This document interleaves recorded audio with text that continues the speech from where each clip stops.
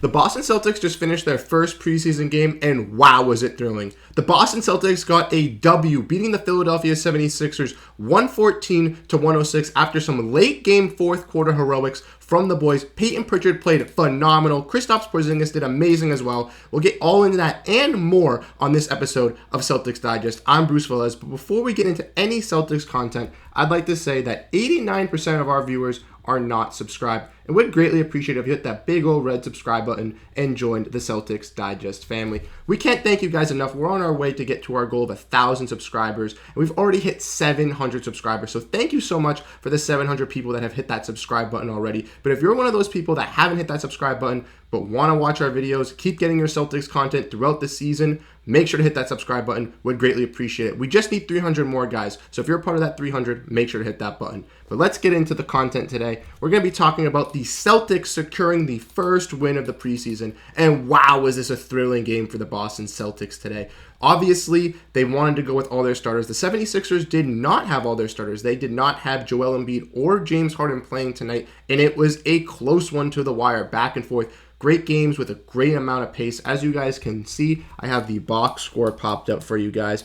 Kristaps Porzingis played phenomenal, guys, in his debut. I'm very, very excited from what I saw out of him. Great games from Jaylen Brown as well, and Payton Pritchard, who was the main contributor on offense. We also had some good games from on the defensive side from Al Horford, Oshae Brissett, Lamar Stevens got some minutes and played some big, impactful defensive plays when he was in the defense that play. The one surprising thing that we did see tonight from tonight's loss was Jayson Tatum did not play the greatest. Jayson Tatum had not the greatest shooting night tonight, which was kind of upsetting for the Boston Celtics, but luckily the other players on the team stepped up. So let's get into my three guys that I want to talk about, my three main players from the Boston Celtics that played great tonight. First, we're going to be talking about Kristaps Porzingis. Kristaps Porzingis had an amazing night, finishing with 17 points. He also had a phenomenal game, grabbing some great rebounds and passing the ball as well for the Boston Celtics, and I'm very happy for what he did. Also had some good blocks, and Kristaps Porzingis was playing both sides of the floor for the Boston Celtics tonight. He was the main focal point on offense in the first half, as the Celtics were kind of sluggish in the first half, not making a lot of their shots, taking a lot of threes and jacking up a lot of them like they have in the past. And as a Celtics fan, that kind of frustrated me early on. But the Celtics team actually got it together, started driving more. But Kristaps was the main focal point on offense in the first half. We also saw some glimpses from Payton Pritchard, which we talked about his extension in my last video. So if you missed that, make sure to click up here and watch that video as well. But Payton Pritchard had a fantastic game for the Boston Celtics tonight. We'll get into him a little bit later. But next, we'll talk about the next player that I thought played fantastic for the Boston Celtics, and that is Jaylen Brown. Jaylen Brown had a fantastic third quarter for the Boston Celtics, played great defensively, and the first half was kind of slow, but had a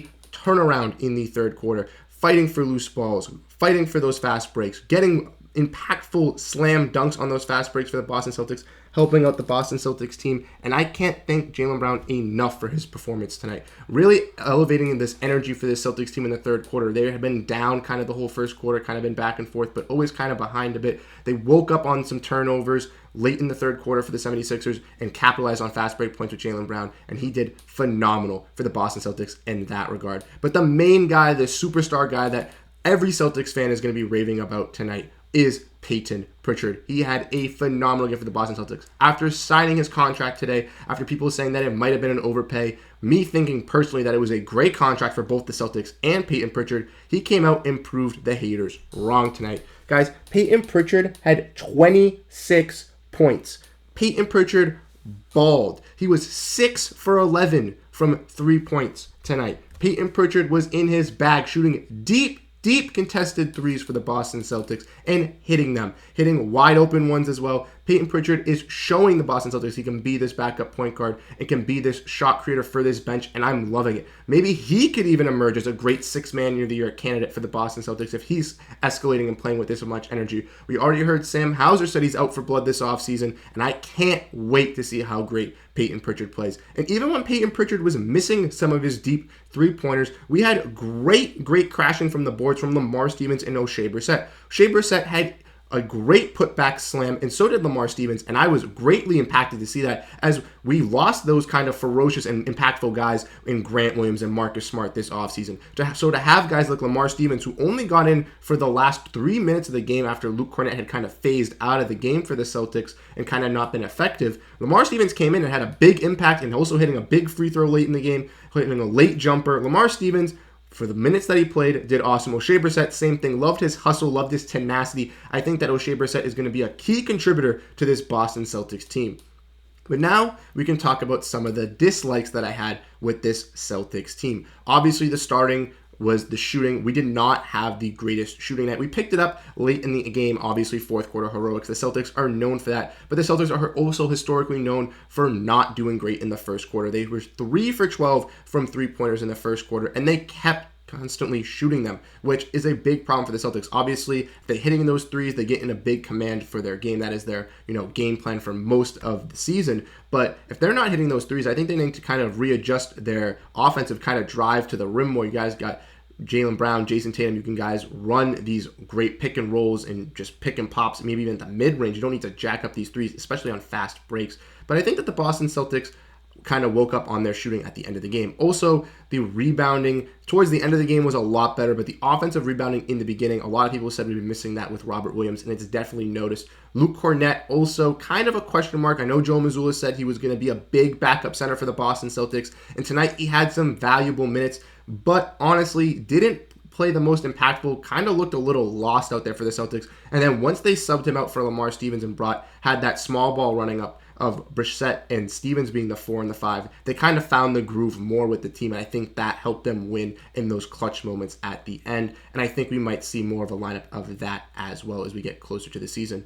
But I got to give my kudos to the 76ers. They had some great players as well. Tyrese Maxey kind of shined tonight and kind of proved to the 76ers he could be a second star for them. And maybe this James Harden and this saga of James Harden deal with the Clippers can finally end as well. They also had some bright spots from Jaden Springer. He looked like a great piece for them. But obviously this is a Celtics channel, but I just wanted to give them some kudos as well. It was a great game played between the Philadelphia 76ers and the Boston Celtics. Even Sam Hauser, who had some questionable shots, I love that he was getting up those shots and actually trying to make impactful moves for the Celtics.